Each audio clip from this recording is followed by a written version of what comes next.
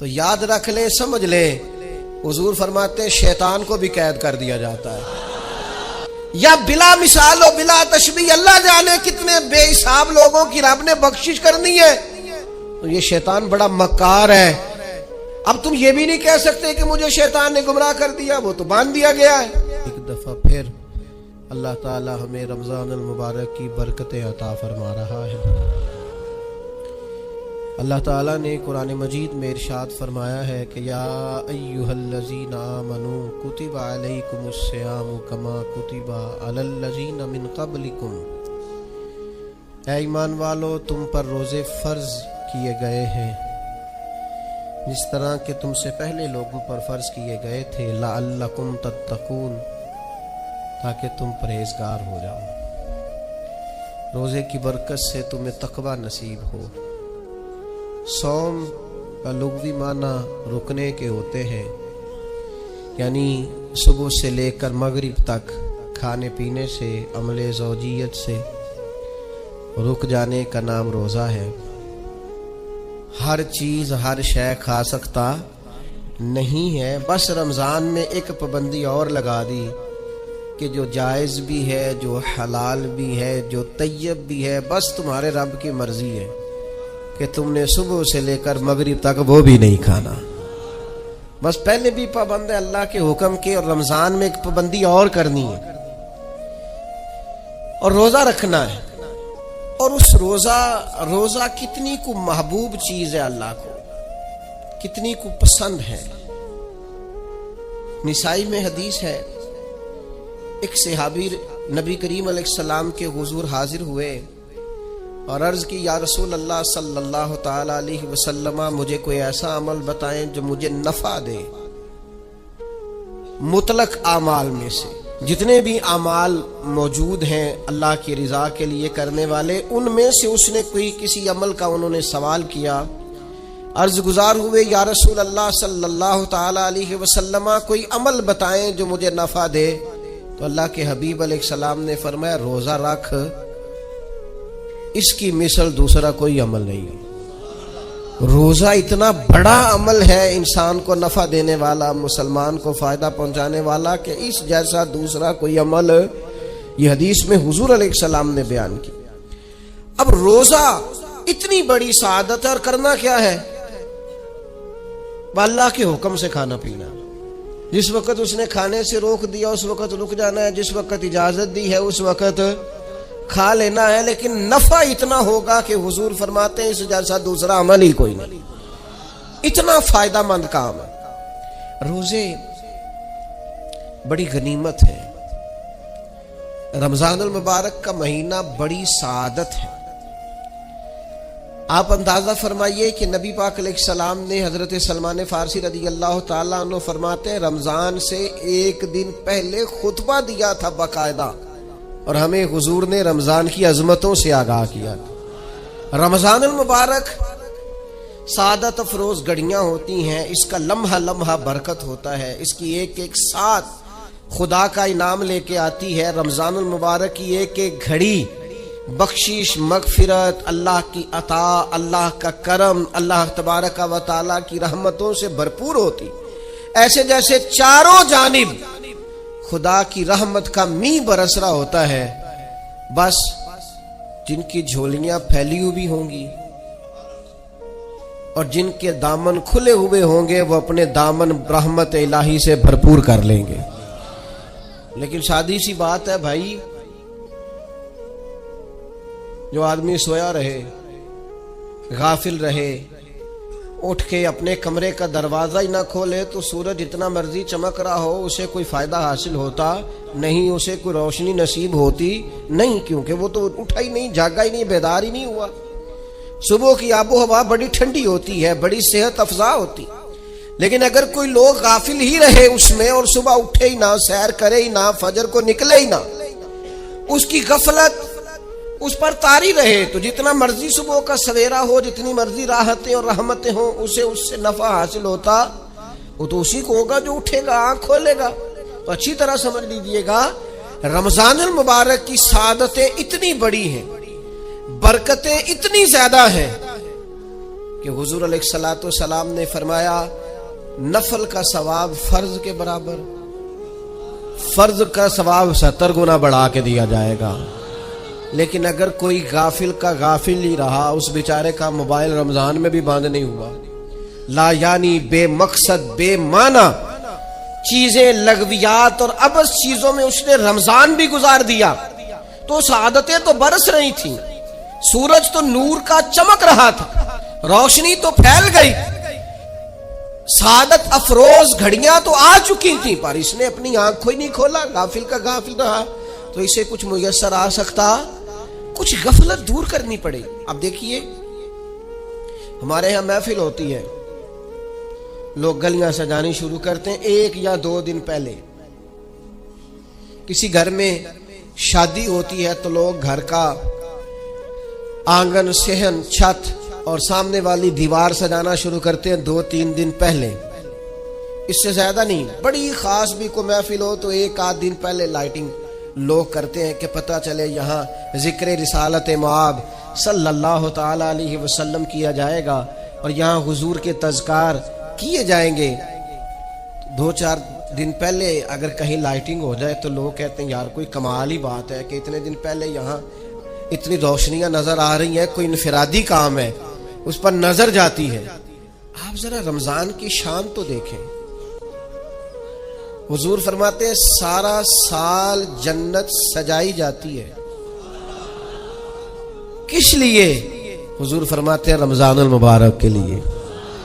سارا سال جنت سجا دی جاتی ہے، اس کو تیار کیا جاتا ہے رمضان کی سعادت افروز گھڑیوں کے لیے، ان مقدس ایام کے لیے جو لے کر رمضان سایہ فگن ہوتا ہے، اس کے لیے پورا سال جنت کو سجایا جاتا ہے، تزئین و آرائش کی جاتی ہے. اور رمضان آتا ہے تو کریم کے کریمانہ فیصلے ہونے شروع ہو جاتے ہیں. کریمانہ فیصلے، ایک کریمانہ فیصلہ ہوتا ہے کہ دوزخ کے دروازے بند کر دو اور جنت کے سارے دروازے کھول دو. اس کو راستہ کیا گیا ہے. پھر آپ کو پتہ ہے ایک انوکھی بات بھی آپ سے کرنی ہے. قانون نافذ کرنے والے اداروں کو نا مجرموں کا پتہ ہوتا ہے، ان کو پتہ ہوتا ہے کس کس جگہ کچھ فسادی لوگ ہیں. وہ دیکھتے ہیں نا ملک میں کوئی خاص مہمان آ رہا ہے جو ملک کے لیے فائدہ مند ہے اور وطن کے لوگ اور وطن کو اس سے فائدہ ہوگا، استفادہ کریں گے لوگ اس کے آنے سے. وہ کیا کرتے ہیں ان فسادیوں کو پہلے بند کر دیتے ہیں، کہتے ہیں ایسا نہ ہو کہ یہ آ کے کوئی خرابی کرے، وہ منع کر دیتے ہیں. تو یاد رکھ لیں، سمجھ لیں، حضور فرماتے ہیں شیطان کو بھی قید کر دیا جاتا ہے. رمضان آنے والا ہے تو اللہ شیطان کو قید کر دیتا ہے، جکڑ دیتا ہے.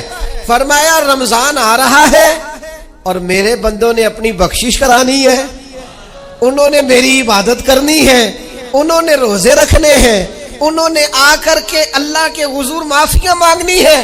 اور رمضان کی ہر رات میں 70 ہزار یا بلا مثال و بلا تشبیہ اللہ جانے کتنے بے حساب لوگوں کی رب نے بخشش کرنی ہے. تو یہ شیطان بڑا مکار ہے، یہ کھلا ہوا دشمن ہے، کوئی خرابی نہ کر دے لہذا پہلے اسے باندھ دو. خرابی نہ کرے کسی قسم کی، اسے باندھ دیا جاتا ہے. مہمان بھی آ گیا، خرابی کرنے والا بھی باندھ دیا، لیکن اگر فائدہ لینے والے پھر بھی فائدہ نہ لے تو پھر ان سے کہا جائے گا کہ تمہارے پاس اب کوئی بہانہ بچا نہیں ہے، اب تمہارے پاس کوئی کسی قسم کا عذر باقی نہیں ہے. اب تو یہ تھا کہ تمہیں بخشش کرانا چاہیے تھی، استغفار پڑھنا چاہیے تھی، دعائیں کرنا چاہیے تھی، قرآن مجید کی تلاوت کو کثرت سے کرنا چاہیے تھا. لیکن چونکہ اب تم یہ بھی نہیں کہہ سکتے کہ مجھے شیطان نے گمراہ کر دیا، وہ تو باندھ دیا گیا ہے. اب تو فسادی کو ویسے ہی کنٹرول کر دیا گیا. اب بھی تم اگر سوئے رہے، اب بھی اگر تم نے غفلت کی، اب بھی چھوٹے موٹے بہانے کر کے تراویحاں چھوڑتے رہے، اب بھی ذرا سی سستیاں کر کے ادھر ادھر نکلتے رہے، اس کا مطلب یہ ہے کہ پھر تم استفادہ کر سکے، تم نے سستی کا مظاہرہ کیا، تم نے جان. اور اب دیکھیں جب اتنے بندوبست کیے تمہارے لیے، ثواب بھی بڑھا دیا، اجر بھی بڑھا دیا، تمہارے لیے جو فساد پیدا کرنے والا شیطان تھا وہ بھی قید. لیکن اگر تم پھر بھی عمل نہ کرو، پھر بھی مسجد نہ آؤ، تو پھر حدیث پاک سن لیں. اس طرز کی شاید یہ منفرد حدیث ہے کتب احادیث اور تقریباً تمام کتب احادیث میں موجود ہے. حضور علیہ الصلوۃ والسلام نے نا صحابہ سے فرمایا سارے مسجد میں جمع ہو جاؤ میرے ممبر کے پاس. لوگ جمع ہو گئے. اللہ کے حبیب علیہ السلام نے ایک قدم ممبر کی سیڑھی پہ رکھا, فرمایا آمین. پھر دوسری سیڑھی پہ قدم رکھا تو فرمایا آمین. پھر تیسری پہ قدم رکھا تو فرمایا آمین. تو صحابہ کو بڑا تجسس ہوا. انہوں نے بعد میں عرض کی یا رسول اللہ صلی اللہ تعالی علیہ وسلم کرم فرمائے, بندہ نوازی کرے, ہماری رعایت کر دیں, یہ کیا معاملہ تھا؟ تو حضور فرمانے لگے میرے پاس حضرت جبریل امین حاضر ہوئے. یہ رحمت للعالمین نبی کی بات سنا رہا ہوں. حضور کریم ہے. کریم فرماتے ہیں کہ حضرت جبریل آئے اور میں نے ابھی ممبر کی پہلی سیڑھی پر قدم رکھا تھا تو انہوں نے عرض کی یا رسول اللہ صلی اللہ تعالی علیہ وسلم ہلاک ہو جائے وہ شخص جو آپ کا نام سنے اور آپ پر درود و سلام نہ پڑھے. تو میں نے کہا آمین. پھر حضرت جبریل عرض گزار ہوئے یا رسول اللہ صلی اللہ تعالی علیہ وسلم وہ ہلاک ہو جائے جس نے بڑھاپے میں والدین کو پایا اور ان کی خدمت کر کے بخشش نہ حاصل کر سکا. میں نے کہا آمین. اور کریم فرمانے لگے پھر حضرت جبریل نے عرض کی یا رسول اللہ ہلاک ہو جائے وہ شخص جس کو زندگی میں رمضان ملا, جس کو اس ماہ نور و سرور شہر رمضان الذی انزل فیہ القرآن, رمضان کا وہ مہینہ جس میں ہم نے قرآن نازل کیا, جس کو ماہ مبارک, ماہ نور و سرور, ماہ طیب, ماہ مبارک رمضان ملا, پھر وہ اپنی بخشش نہ کرا سکا, وہ ہلاک ہو جائے. تو حضور فرماتے میں نے بھی کہا آمین. اللہ تعالی ہم سب کو محفوظ فرمائے. میں عرض کر چکا ہوں کہ جب ثواب بھی بڑھا دیا گیا اور جب طاقت بھی بڑھا دی گئی عبادت کی اور جب برکتیں بھی زیادہ ہو گئیں, نعمتیں بھی زیادہ ہو گئیں, رکاوٹ ڈالنے والا, رخنا ڈالنے والا شیطان بھی قید کر دیا گیا, تو اب بھی کوئی شخص اگر توجہ ہی نہ کرے, رجوع ہی نہ کرے, تو پھر اس کے لیے یہ حکم آیا کہ وہ ہلاک ہو جائے, پھر وہ برباد ہو جائے. جب اتنی سعادتیں موجود ہیں, اتنے بندوبست کیے گئے ہیں, جنت کو سجایا گیا ہے. رمضان شریف میں 2-4 کام ضرور کرنے. ایک تو روزہ رکھنا ہے. کچھ ہمارے پنجابی بہانے بھی ہیں, پنجابی بہانے, میں جی مزدوری کرنی ہوندی ہے نا, پھر روزہ تو نہیں نہ رکھ ہوندا. اللہ نے نہیں سی پتا کہ مزدوری کرنی ہے, تو اللہ نے کیوں فرض کیا روزہ؟ ہلکے سے لوگ بیمار ہوتے ہیں, بالکل معمولی سے, کوئی ایسا عذر نہیں, روزہ چھوڑ دیتے. ذرا سی باتیں لے کر لوگ, آپ یقین کریں, اہمیت کو نہیں سمجھتے, اور بعض صرف سست ہیں, غافل ہیں, منہ پھیرے ہوئے. اگر یہ ایک حدیث سمجھ میں آ جائے نا, ترغیب و ترہیب میں اور دیگر کتب حدیث میں بھی موجود ہے, حضور نے فرمایا جس نے رمضان کا ایک روزہ چھوڑ دیا, زندگی بھر بھی روزے رکھے, وہ فضیلت نہیں پا سکتا جو رمضان کا روزہ سے فضیلت اسے ملنی. اتنی بڑی بات ہے, آپ اس کو سمجھ لیں. اتنے سعادت افروز روزے ہیں رمضان کے, تو کوشش کریں اپنے آپ کو مینج کریں, مینٹین کریں چیزوں کو, اپنی صحت کا خیال کریں.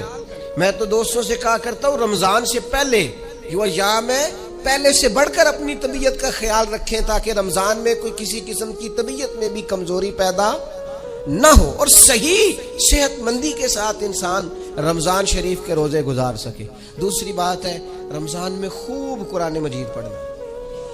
شہر رمضان الذی انزل فیہ القرآن, رمضان ہی کا تو وہ مہینہ جس میں قرآن نازل کیا گیا. نبی کریم صلی اللہ تعالی علیہ وسلم رمضان المبارک میں حضرت جبریل امین علیہ السلام کے ساتھ قرآن مجید کا دور فرمایا کرتے. حضور حضرت جبریل کو پارا سناتے اور جناب جبریل نبی کریم علیہ السلام کو سناتے. یہ دور ہوتا ہے قرآن مجید کا. اللہ نے کتنی زیادہ توفیق دی ہے, ہر مسجد میں تراویح میں قرآن پڑھا جاتا ہے. تھوڑی ہمت کریں, تھوڑی کوشش کریں. ہمارے بزرگ فرمایا کرتے تھے ایک پارا گھر میں پڑھا کرو قرآن مجید کا, تاکہ تمہیں دیکھ کے بچے بھی پڑھیں، اور ایک پارا مسجد میں تلاوت کیا کرو، اور ایک رات کو تراویح میں 3 پارے روز قرآن مجید کے ہو جائیں گے تو انشاءاللہ تعالی رمضان ختم ہوگا تو 3 قرآن پاک بھی ختم ہو جائیں گے۔ یہ ارادہ کریں، یہ پروگرام بنا، خوب قرآن مجید سے دلچسپی پیدا کریں۔ تیسرا کام رمضان میں جو کرنے والا وہ ہے کثرت سے استغفار۔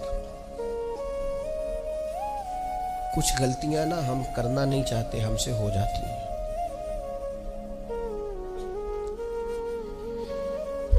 کچھ غلطیاں ایسی ہیں جو ہم بڑی بڑی کر چکے ہیں لیکن ہمیں یاد ہی نہیں، بھول گئے۔ کچھ خطائیں ہم سے ایسی سرزد ہوتی ہیں جو لاشعوری میں ہو جاتی ہیں، ہمیں سمجھ نہیں ہوتی کہ یہ خطا ہے اور اتنی بڑی ہے۔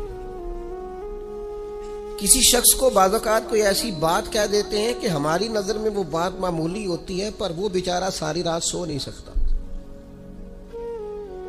رمضان کا مہینہ ہے اپنے رب سے معافی مانگنے کا مہینہ، اس سے توفیق مانگنے کا مہینہ، اس کے حضور حاضر ہونے کا مہینہ۔ میں آپ کی خدمت میں عرض کروں،